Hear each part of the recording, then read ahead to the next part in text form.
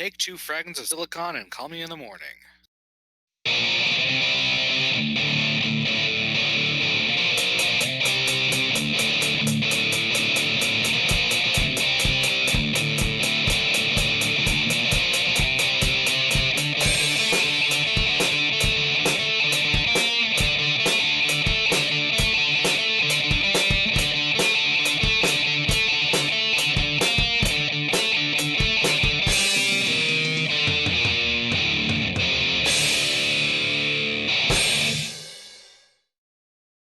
All right, and welcome to another installment of Fragments of Silicon, the daytime interviews.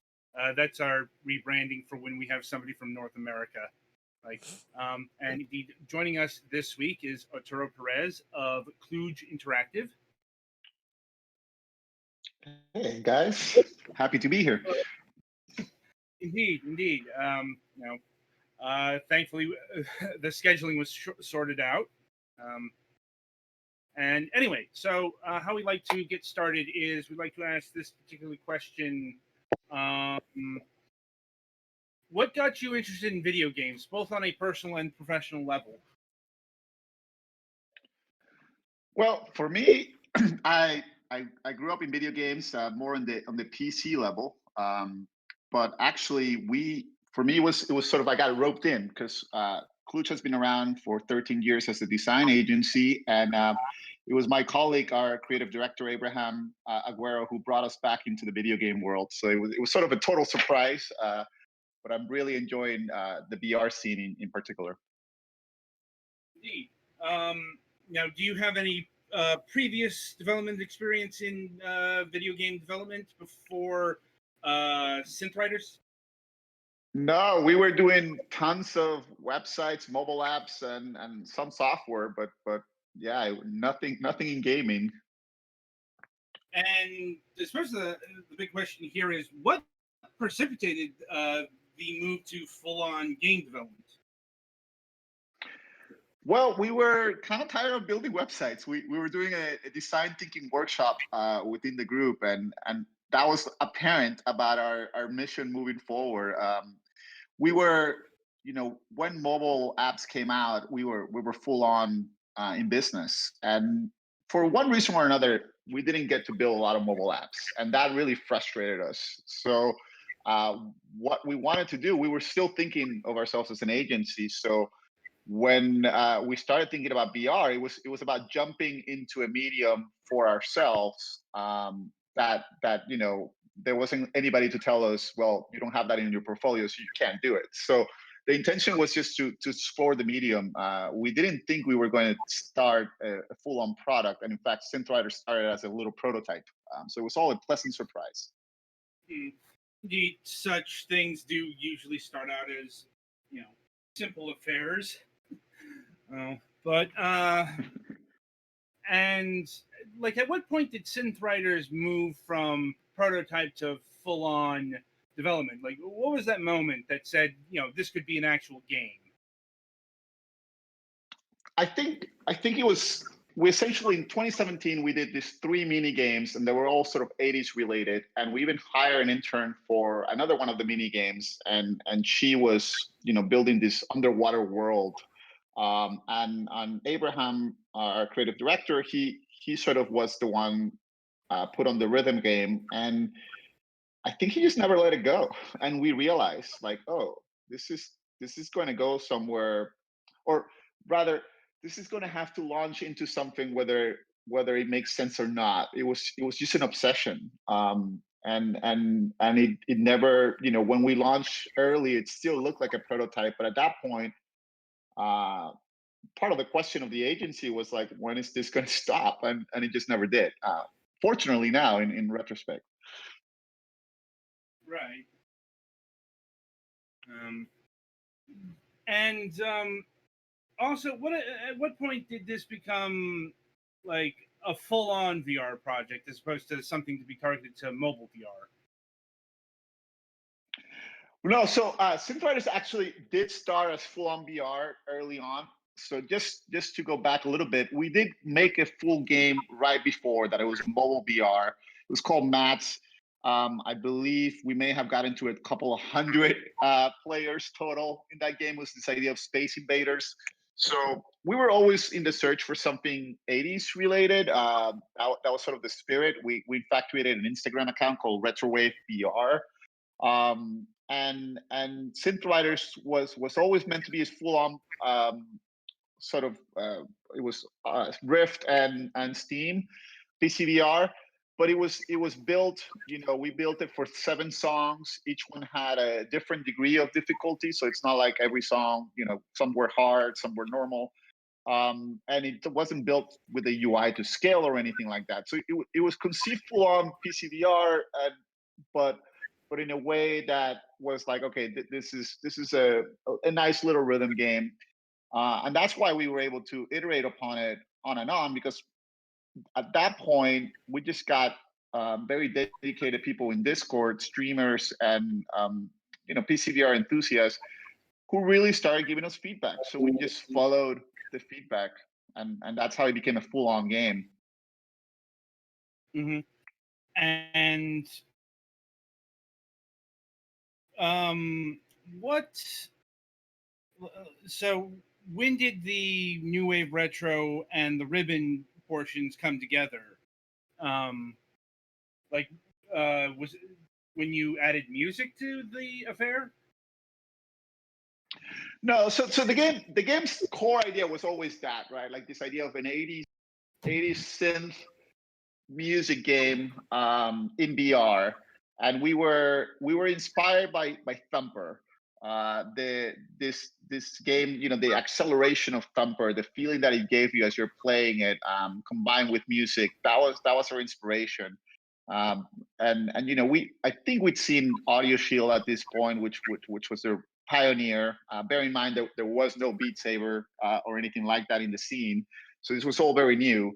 But we did sort of, like, again, we built it for 7 songs versus and not very difficult. I think the very first prototype didn't even have 2-color, 2-handed balls or orbs. It was just 1 color, and there was some specials and whatnot. But all of that got more and more iterated upon, and music was always at its core. Because of the 80s vibe we were going at, synthwave was everything in the game very early on, and even until now. Right. Now, does Synth Riders use actual 80s music, or is it, new music in the style of the 80s? Definitely the latter, the new music in the style. 2017 was when synthwave was really starting to have a nice catalog, and all the artists were really having fun. It wasn't mainstream at that point. We never thought it was going to be mainstream. We thought, we were in the office, we were like, oh my gosh, we're building the most niche game you can possibly imagine. But it was about the fun and the passion for synthwave at the moment. That's good. And how many songs did you end up with in the base game? So today, we have a music pack coming up. I won't say much about it, but I'll say that with that pack, we now have 75 songs in the game, 20 of which are the DLC or DLC songs. Okay, that's a fairly hefty list for something that isn't, say, dedicated to music, like a Dance Central or something like that. Yeah, the other tidbit about us is that prior to being an agency, we're a music magazine, and our creative director had a electronic music community. So yeah, music is in our DNA. Mm-hmm. And how did you go about dealing with the motion sickness issue with VR? I know there's technical answers to this, which I don't have, unfortunately. But one of the things that was challenging was the fact that we also added a moving stage. And I know it has a lot to do with how you deal with, where you put the environment around you. and how you manage the effects. And there was a lot of trial and error and a lot of feedback. And even now, part of it is giving options, right? So we have an option to turn the stages off so they're not moving environments for people who are sensitive to that. Yes. There are certain people in this cast who are sensitive to such things. Hi, hello. Yes. Yeah. I mean, this is why so many VR things, do the teleport thing for movement or don't have you move at all, or there's all sorts of shortcuts around it. And I don't think the issue can be evaded 100%, just because of the Right. nature. But still, reduction is always good. Anyway, so how long did Synth Riders take before it became a fully releasable product? So I think, again, we started somewhere in late 2017. Steam has a funny thing with timestamps. So I think that the official timestamp that we see on Steam today is June 2018, but I'm pretty sure we released stuff earlier than that. So I'm going to guesstimate around March. And then the full that was all early access, and the full game came with the Quest release, which was October 31, 2019. Okay. So it spent a period of time in early access as well. Oh yeah, spent a lot. I mean, for all of that time, it was one developer, one creative director building the entire thing end to end. I think a lot of people perceive us to be a bigger studio, but the reality is we had two people on it for over 2 years. I'm like, yeah. I mean, looking at the game, the gameplay here, I can see why people would think that like more than say two people worked on this. Like, and honestly, given they didn't sleep much. I'm not saying they slept a lot. I'm just saying there were two people. I don't know, but that's a typical fixture of game development, and given the development time, that's pretty impressive. Like, I'm not gonna lie, we've had people here who have said they spent like 5 years on a single project. Like, right. So, doing pretty well. And have development capabilities scaled up since the release of the initial game? Yeah, no, absolutely. And sort of a few months into our journey on the Quest, the numbers started. That's when the numbers started making us see, oh, this is because you got to understand that the mindset for us was build something in VR so that we can sell services around new technology, right? So we're still thinking like an agency. Mm-hmm. And it's only when the Quest comes out that we're like, oh, the business is actually selling games, and building products. And so the mindset started shifting, and now we are, we're still a service business, but we are transitioning into more and more at the XR realm, and so we're hiring Unity developers, and 3D artists. So we do have, I want to say there's about five Unity developers at this point, and at least two more 3D artists full time, and then we have a lot of freelancers helping us as well, and we're working on a few other titles. So at this point, things are way farther along. So it sounds like the experience was good enough, and I'm assuming that Synth Riders has done fairly well in the markets. Yeah, it's one of the 60 apps that got announced with the Oculus announcement of apps that made over $1 million on the Quest. So we're one of them. So yeah, Right. very very grateful and happy to be where we are. Oh, that's good to hear. That and do you see Kludge transitioning into a full-time game developer, or are you going to continue along this hybrid approach? I think the hybrid approach is very interesting to us. What inspired the model that inspired us? It's a company called Us2. They are the agency that released Monument Valley. And in 2016, they released this sort of article, almost like a manifesto called "The State of Digital 2016," and they talked about this sort of digital product studio and sort of doing services and products. And funny enough, they set sort of a revenue target for you to start building products. We were not even close to hitting that revenue target. We just did it anyway. So we're like we see ourselves as a smaller, more gung ho version of us too. And we love the idea of learning from partners and clients. It gives you, being in the service business so long, makes you very collaborative, and adjust to very different personality types. And I think from that we can do a lot of innovation. Say the focus is on building products, but we see service as a great opportunity by which to learn from others, collaborate with others, and get some insights. Well, that could definitely work out. I mean, especially since a lot of the markets are very saturated. But I will say that VR, that's definitely a growth market with not all that much competition right now. Like, there's definitely more VR games than there used to be, but I can't say like it's say the the Apple Store or Steam or something like that, where you're just overflowing with games day in and day out. So that being said, that's right. I mean, go ahead. Put another way, right? Like when in like 2007, 2007, when we started the agency, building a high quality website was something that made you stand out in itself, right?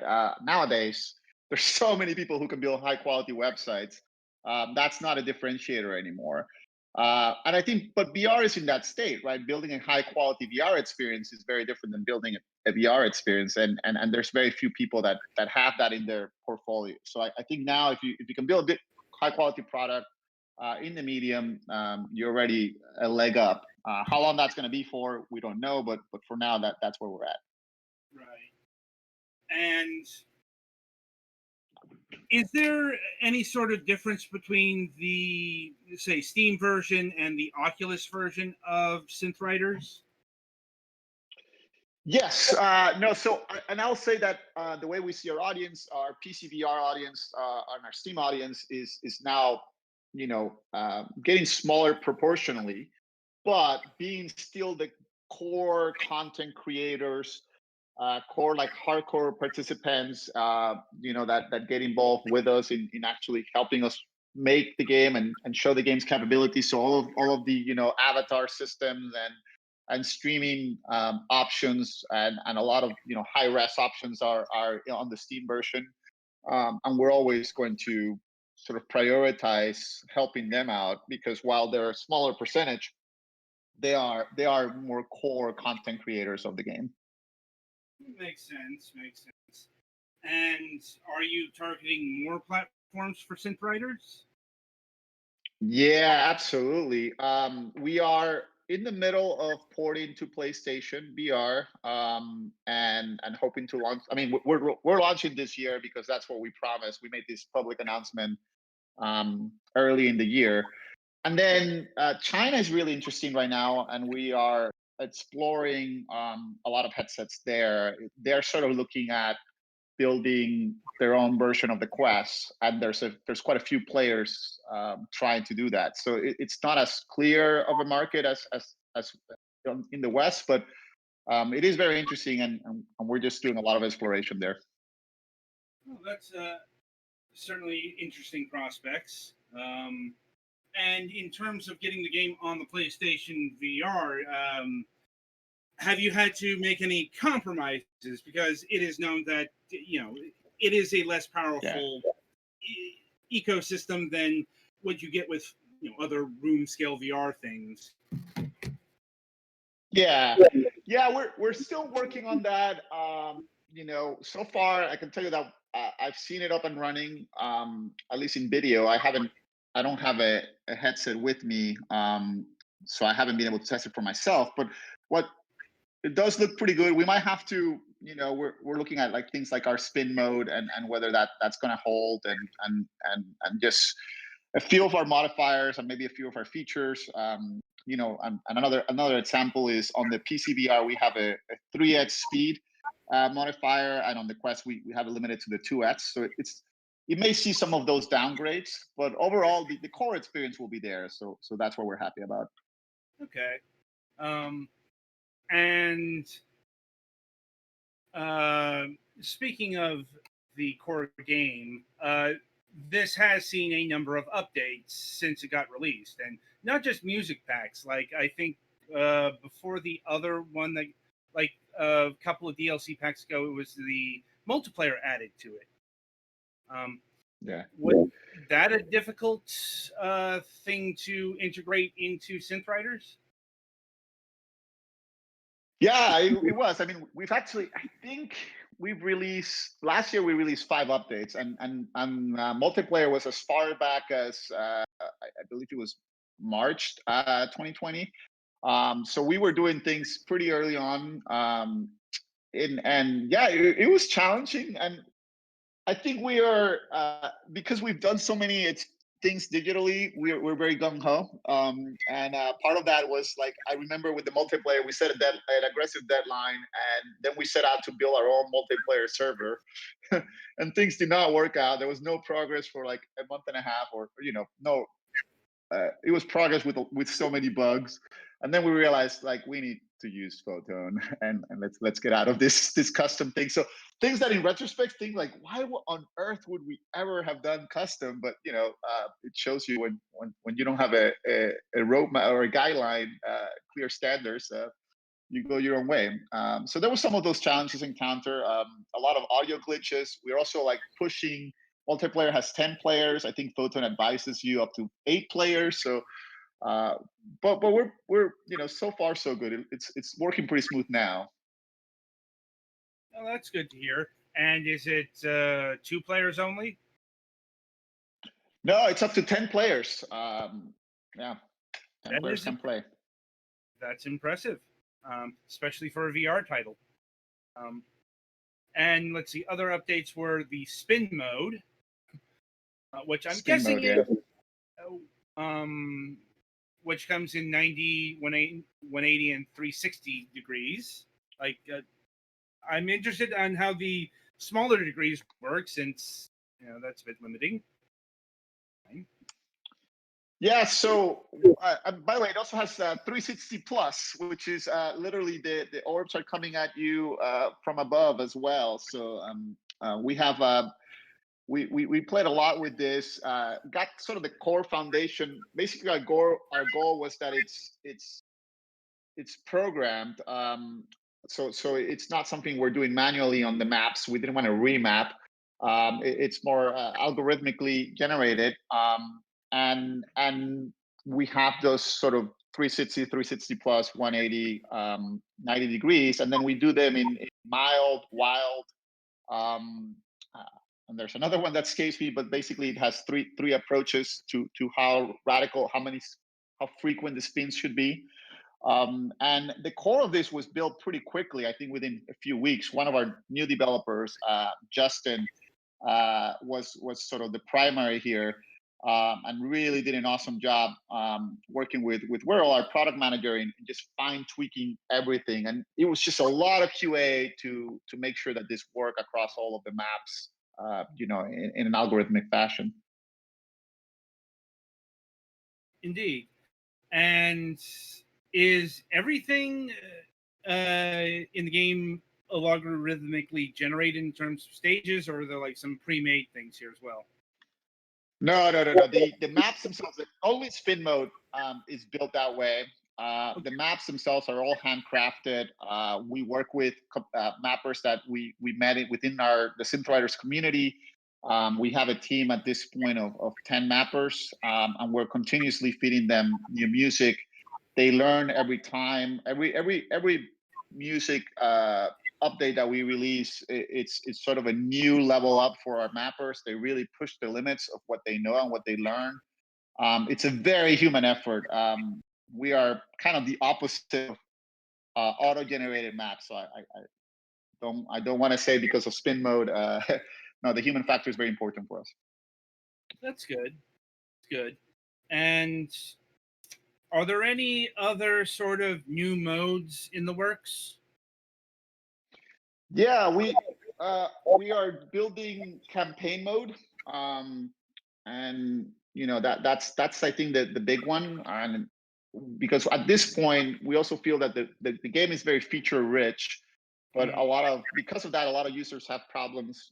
How do I set up, like, let's say 360 mode on spin with mile style, and then 2x under this fast songs or whatnot. It's very hard to configure, to find your sweet spot, right? Every player is different, and we don't have a way to teach them all of the different approaches. So we're really building campaign mode with that in mind, and trying to throw in a few surprises as well. Indeed. And is campaign mode going to have like an actual narrative, or is it going to be like a series of training exercises, let's say? No, that's a good question. So we are trying to build a narrative. We want to build a story for synth riders. We're in the middle of it. We have a rough draft, but it's all coming together now. That's good. That's good.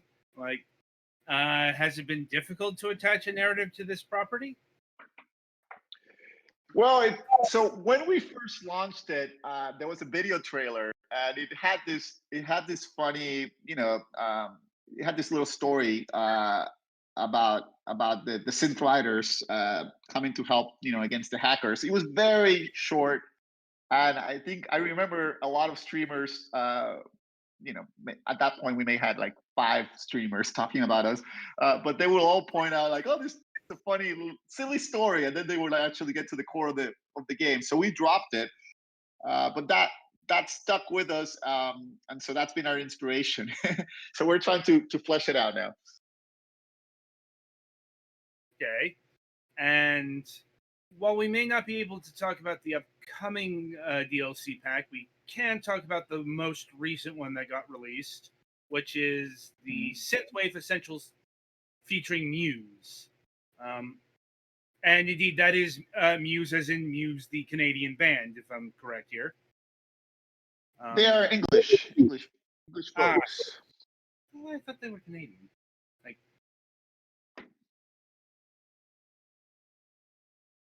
what? How did you get Muse for this project? Well, this is going back to our music background. When we had a music magazine, we had a great friend, John Lennox, and he works in the music industry, and he knows Muse's management very well. And so we went ahead and asked them, and they said yes. It's amazing how often that can actually work. Like, not just having people who knows people, but just asking. Like, worst thing that they can say. Yeah. And That's right. What tracks are included in the Synthwave Essentials? Not just Muse, but other bands. Yeah, we have. I mean, Synthwave Essentials was a big one for us because the game was made in synthwave. After we launch, synthwave has gotten very successful, and bands like Muse, they made an album basically with synthwave music, and so we wanted to include some of those artists that had grown in the synthwave space.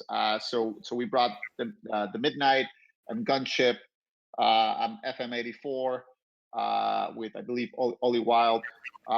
Those were key. They're all part of the DLC.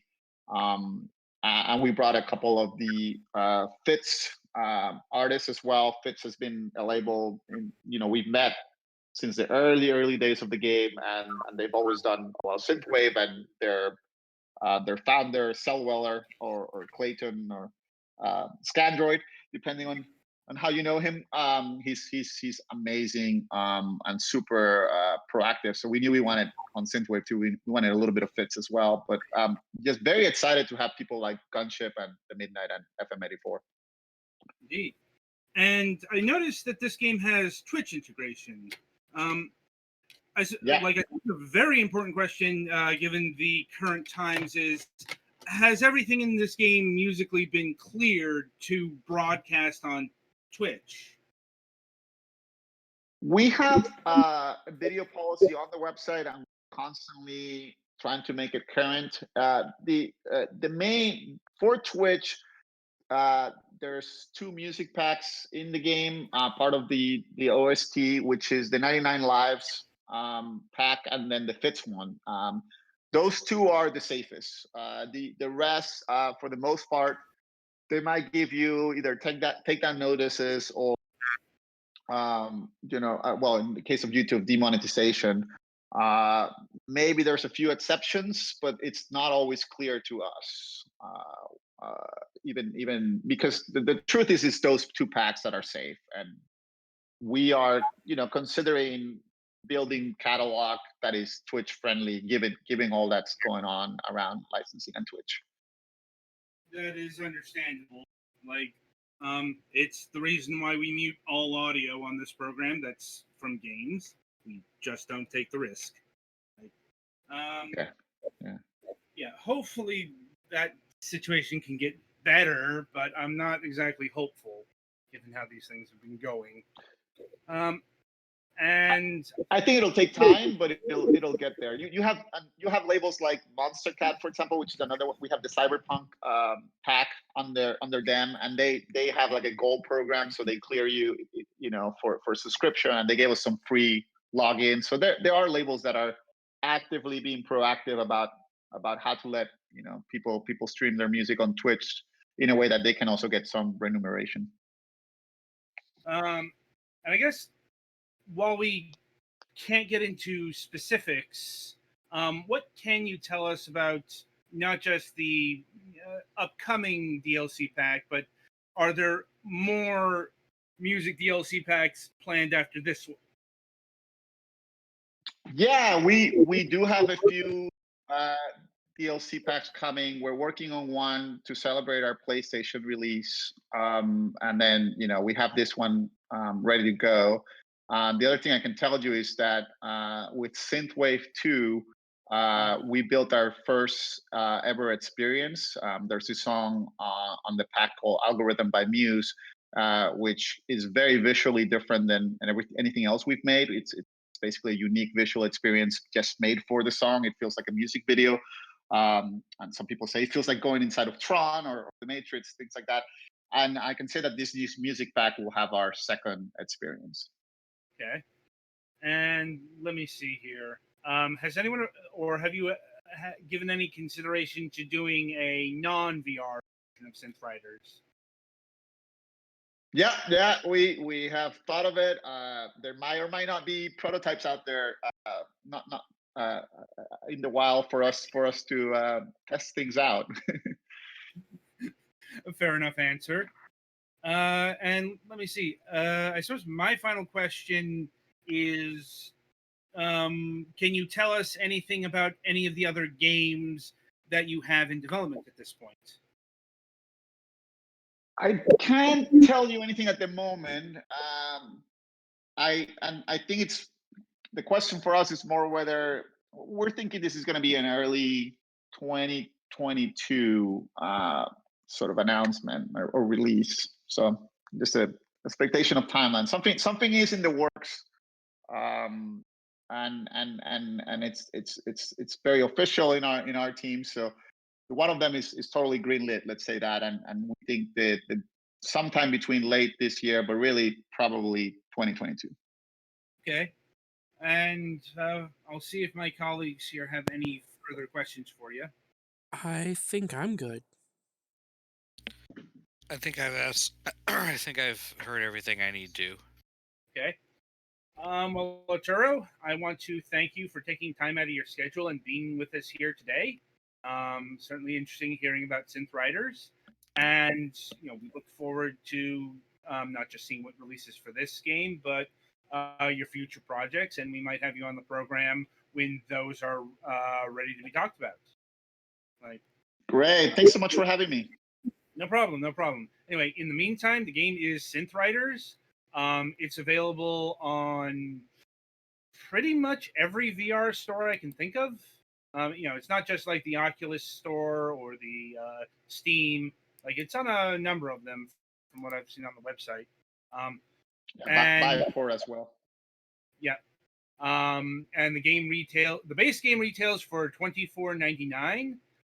The DLC comes in various packs, and you can even buy them individually, at least on Steam, for various prices. If you want the whole DLC pack, it's $31.83, and you can get the entire bundle for $42.57. So be sure to pick it up in whatever configuration you wish today.